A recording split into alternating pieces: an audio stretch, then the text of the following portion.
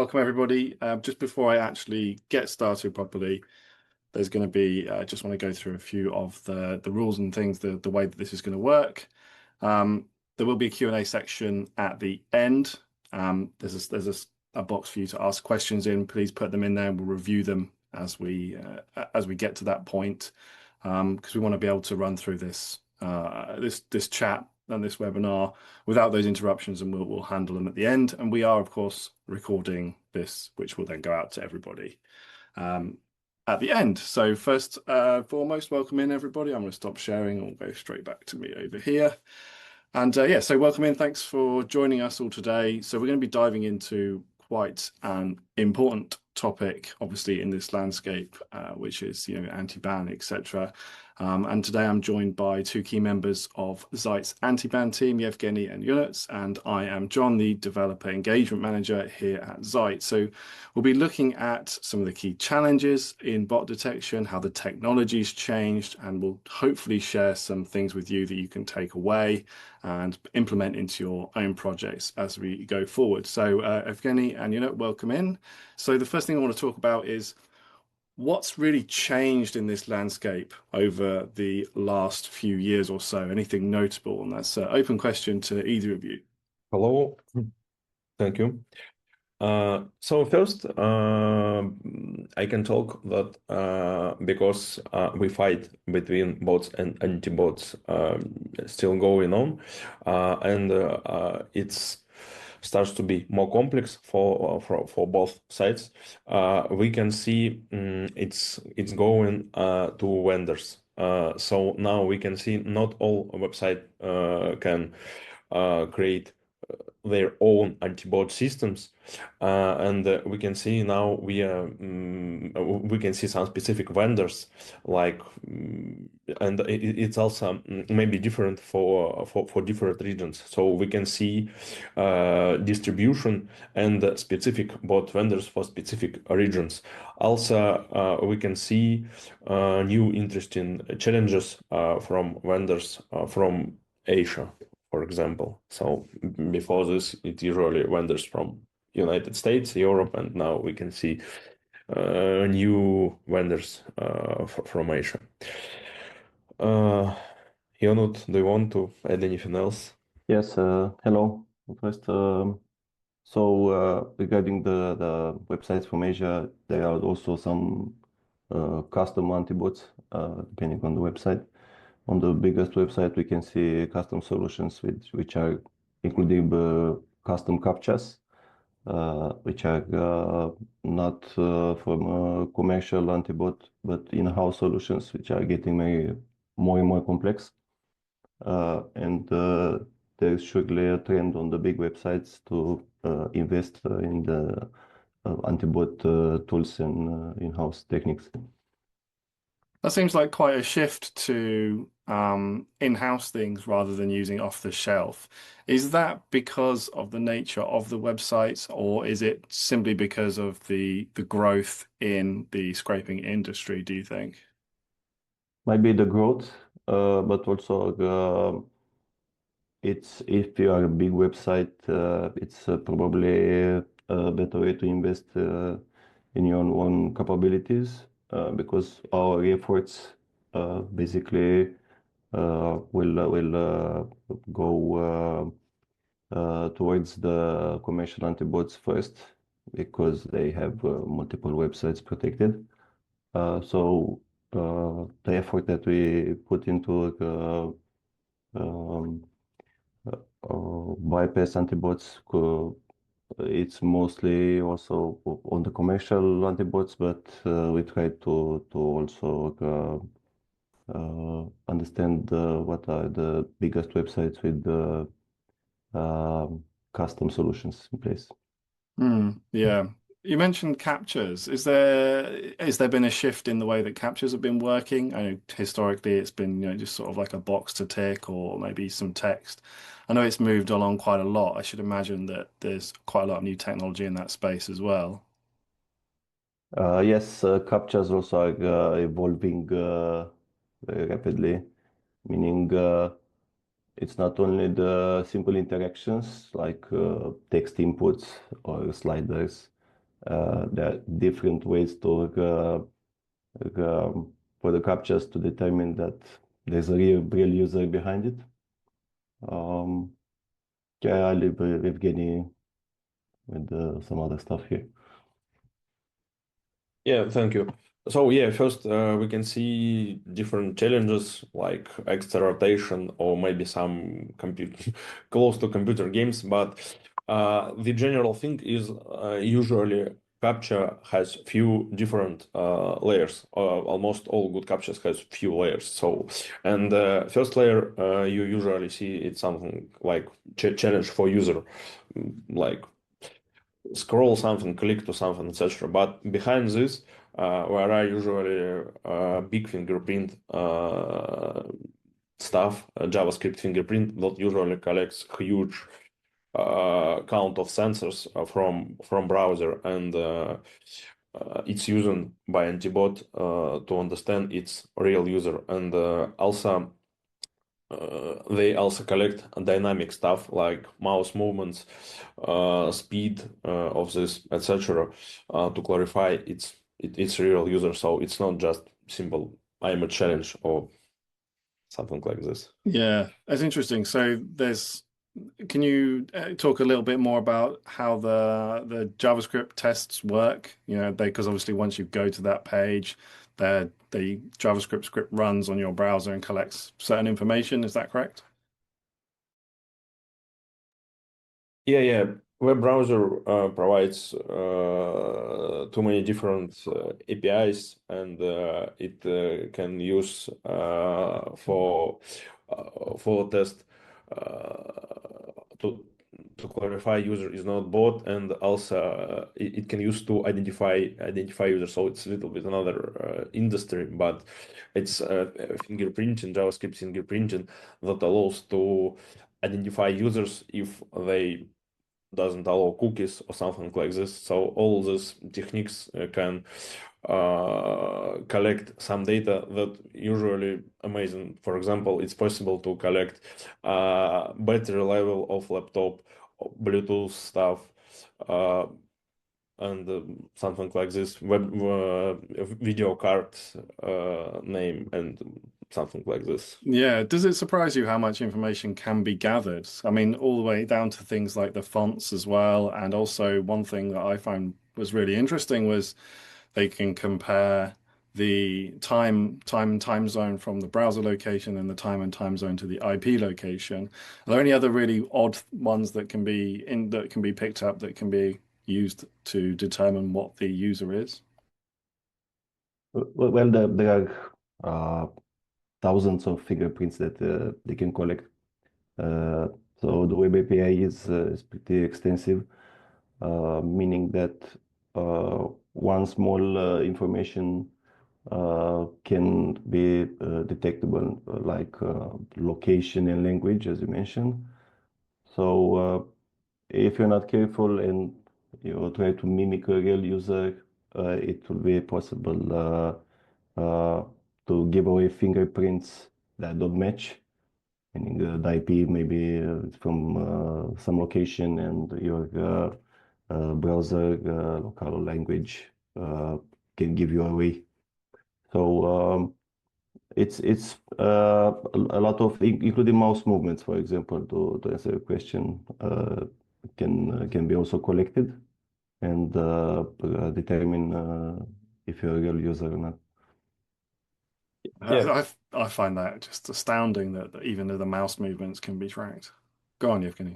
Yeah, I would like to add that there are different types of sensors or maybe signals how to identify its real user or not. So, first category is something like artifacts of automatization, like puppeteer related leftovers or playwright or something else or some runtime leaks, and I would like to name this category 1, and category 2 it's something related with consistency. So for example, if we change, let's say, user agent or platform let's say from Linux to Windows, it should be the same in all possible ways to check in headers, in workers, in servers workers, in iframes, and in all other stuff.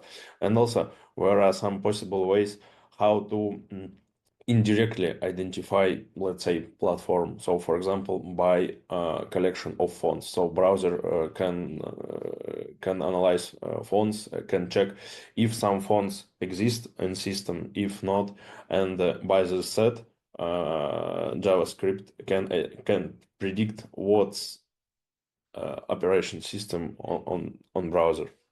Because let's say Times New Roman usually exists on Windows, but not on macOS, for example. Yeah, it's crazy. So all this information that can be collected, we mentioned it, we just touched on it there, it's with it's fingerprints created. So that fingerprint can then be analyzed and compared, and then, the site can decide whether you're going to be allowed in or not. Is there any more information, or you want to speak a little bit more about fingerprinting? Yeah, so basically, all these fingerprints can be the entire collection of the fingerprints from grabbed by a website can be basically put together and compute one unique identifier for the browser and the operating system, meaning that even if you open the browser in incognito mode or change sessions, and so the fingerprint will be the same. So the purpose of this fingerprint, it will be to identify you as a unique user. So the next time you're visiting the website, or if you're visiting too many times, you can get blocked or rate limited even, uh, meaning that your combination of fingerprint and IP uh, can be blocked for a very long time. So it's how important is it to have a consistent sort of fingerprint and IP in regards to getting access? Well, is the main the main issue here. Basically, if it's consistent, uh, you can pass as a real user once, and the second problem that we need to solve is to each request to emulate that the request is done by a different browser operating system. So there are two problems to be solved. Yeah. Consistency and the uniqueness of the session. Yeah, I think it should be balanced because we should find balance between unique users and consistent sessions. So if we are talking about the same session, we expect it should has the same browser, the same canvas fingerprint or something like this. But if we are going from different IPs, from different cookies, we should have another entropy, another canvas. It may seem weird if few users from different IPs have the same canvas fingerprint, for example. Yeah. What about IPs? We touched on it briefly there. Does that play a massive part? I've heard a bit about IP quality, for example. Well, by IP quality means that the has a better reputation overall. Yeah, it's no secret that presidential IPs will be better IPs than other types. Also mobile. So yeah, this will determine. It will allow you usually to bypass a certain layer on the antibot, but it's not only this. Has there been a shift has there been a shift away from like the data center proxies, or are they still valid in this day and age? Yeah, they are still valid, of course, but less and less, let's say. Uh, I think the challenge level can depend from IP address, but it's still possible to improve reputation, including IP. So, for example, maybe if you will go with fresh session from mobile IP, you will have no any captcha, but maybe you will have captcha from data center IP. But if you solve this, it can allow to use the same session from data center IP and get some data if you will find enough balance of rate limiting and etc. Well, that's interesting. So we're going to say that we need to have a consistent fingerprint that matches throughout our requests. We utilize the same session that we know that works. What are some other things we can do, like specifically around the crawl strategy, perhaps to enable us to continuously scrape efficiently? Yeah, before starting any scraping project, it's pretty important to do static analysis on the website, meaning as a user, you browse the website, observe certain behaviors. For example, there are websites that if you mimic a real user, you'll see that you'll get some session cookies that can be used later to extract your data points. So before starting to, as a real user, you might never open a browser and copy paste a product URL and just go there because it doesn't make any sense. You have to browse a bit. So there are certain actions that you can mimic. You can find them out by browsing real website from your real browser and try to mimic the same behavior from a scraper. So this is what we call basically the crawl strategy or behavior strategy. So a combination of correct session usage and then crawling as a real user would is probably the best way that you want to go. So I want to move on and talk a little bit about everyone's favorite topic at the moment, which is AI, and want to sort of generally speak about what you've seen, how you've seen it working in this space, and how it's being utilized for both, the anti-ban company, the anti-ban, and the companies that are trying to protect. So this is a hot topic indeed, but Antiban systems employed machine learning algorithms way before the explosion of the AI. So we're really expecting it to when we scrape a website to reach at some point, there's a system that will try to determine if your headers, your cookies, and other tokens attached to your request are still for a real user. Yeah, maybe Evgeny has more on this one. Yeah, thank you. So yeah, AI is used by vendors, as you told, and generally we should try to mimic of real users because for AI is good to find anomalies on big data, and also, and if we will have some, if we will not looks like real users, we can be detected, but not just one sign, I don't know, one leak, but maybe as for combinations of some science. Also, if we are talking about crawl strategy, let's say not so much users is going to, let's say, listing page 100 if you're trying to get data from 100 page of listing. It may be strange, and it can be easy detected by, let's say, AI or some hardcore rules, and it requires to think how to prepare crawl strategies to achieve this data. Also, About AI, from anti-bot perspective, we can also use AI.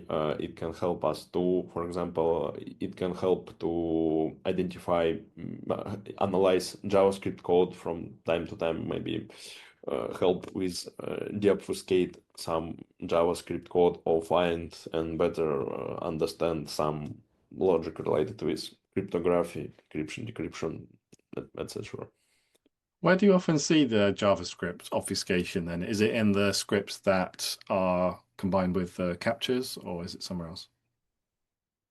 Yeah, it's everywhere. So it's also the captcha because, as Evgeny mentioned, captchas are more complicated now, and they tend to come together with some fingerprints. Even if you solve the captcha successfully, you can get blocked by fingerprints. Also, of course, in the scripts that are loaded by the website. So you should expect obfuscation at any level. It's fascinating. Because I know that the use of AI is so widespread at the moment. It's interesting to see and hear that the vendors have been using ML and everything to spot patterns way before. It makes total sense. The other thing I wanted to touch on in this section was honeypots. I think this is something that, as someone who's done a fair amount of web scraping, I've never really come across a lot. Do they actually exist out there? Is it a real thing where, the website will identify you and then just send you down a rabbit hole? Because it seems like that's a unusual use of their resources rather than anything else. Yes, they exist. They are very rare, of course, but they exist. Usually they will uh, load you some page with fake data points uh, every time you do a request. So there are ways to detect them, of course, but in the end, it's just a anti-bot protection show. So if you do everything right, you increase your chances to bypass it the same as other ban responses that you get. Yeah, cool.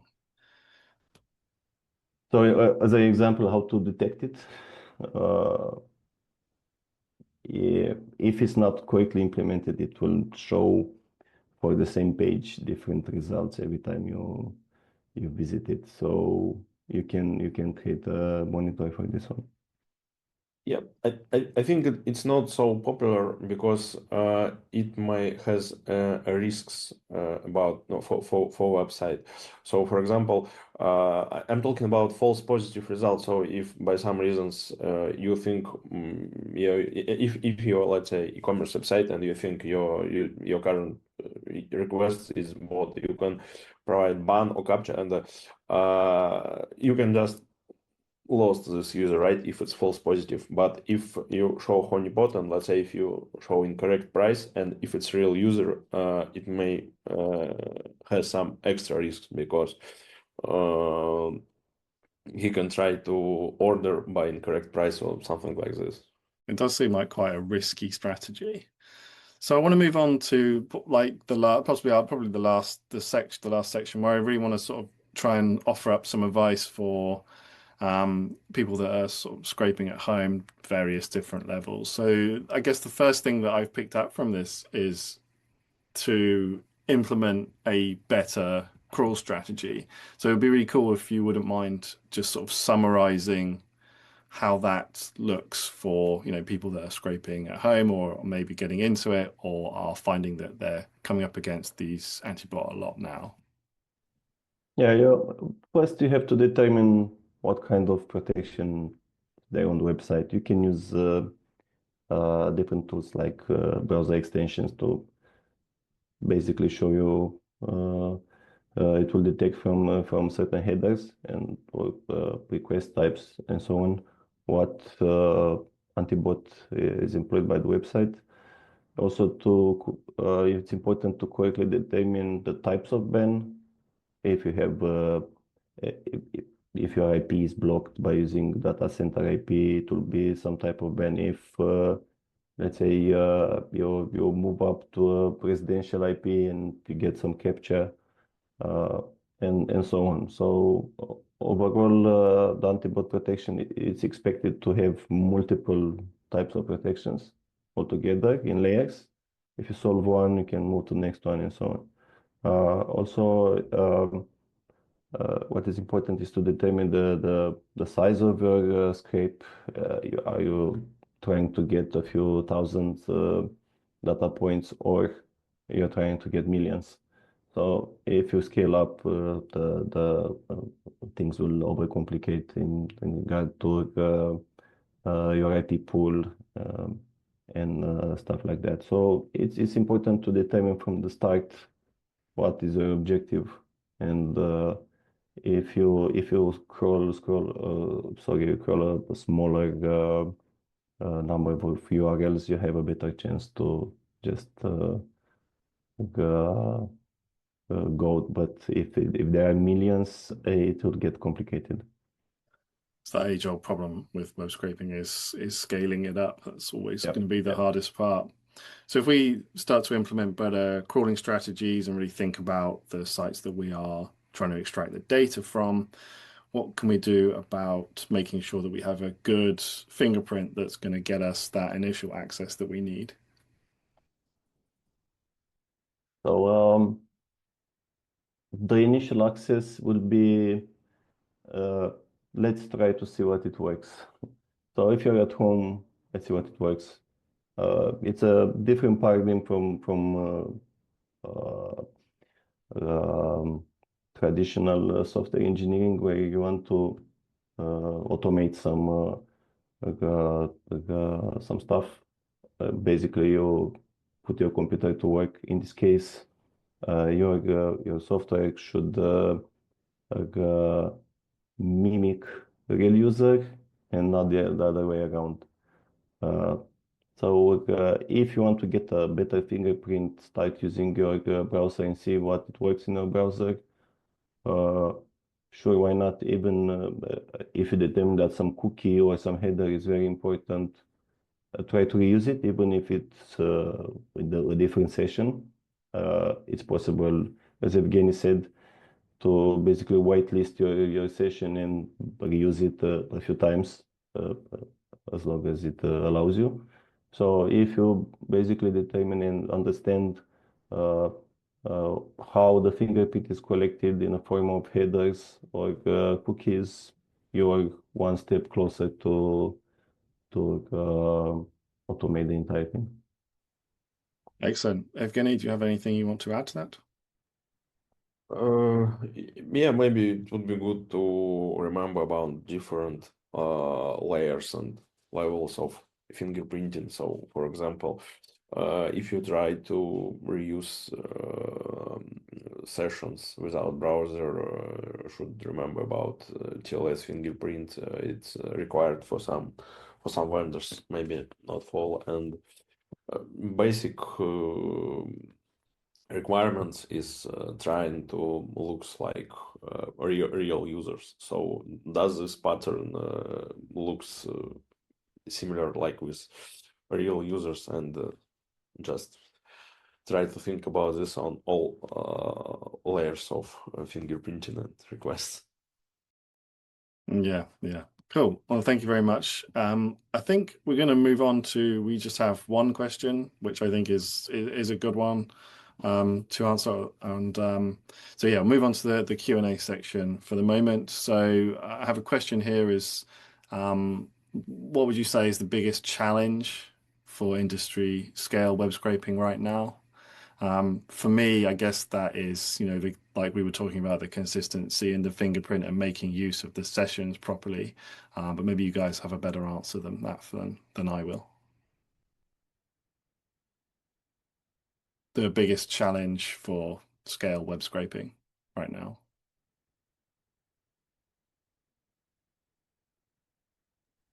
So I think the biggest challenge right now would be the explosions of fingerprinting techniques, and also compared to a couple of years ago, maybe more, the effectiveness of Captchas. which is increased. And also a few antibots, commercial antibots that seem to update their fingerprints more and more often. So that would be a big challenge because we always have to be on our toes. Yeah. I may talk, maybe it's the challenge often is to find balance between cost and efficiency, because in some situations we can spend more money for better proxies, better, let's say, more browsers, etc., etc., and so. Or in some situations we can create AI to solve captchas, but it's mostly about cost. So we should try to find optimal solutions, how to make it with enough cost. Yeah, I understand. Totally makes sense. There's another question here, which is a little bit more about IP quality. Are there anything you can do to actually understand the IP quality, or is there because it's not a given that a residential one is going to be better, given the state, of the fingerprint and everything else that goes along with it in the session. Is there anything that you can do to understand that, or is it just a case of, you find some that you like that work and you keep using them? I usually tend to use IP geolocated in where the website is from. So we saw this more and more in Asian websites, but not only, also in Europe.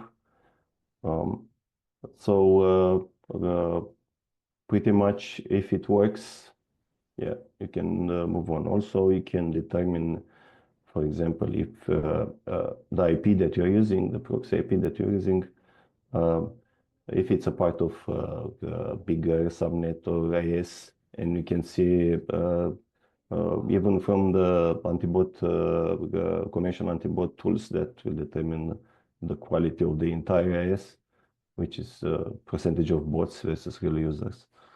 So yeah, you can do some stuff.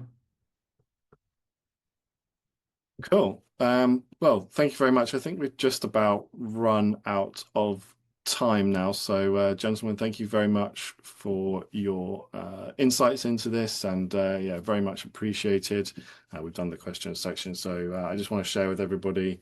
Thank you for joining, and also there is the Discord available, our Extract Summit, our Extract community. There's nearly 19,000 people, I think, in this Discord now. So if you're not in there already, come and join in. There's loads of great conversation going on there. And once again, thanks to Ionut and Evgeny for joining, and thank you for everybody for stopping by and listening to this talk. Yes, thank you very much, everyone, and we will see you again next time.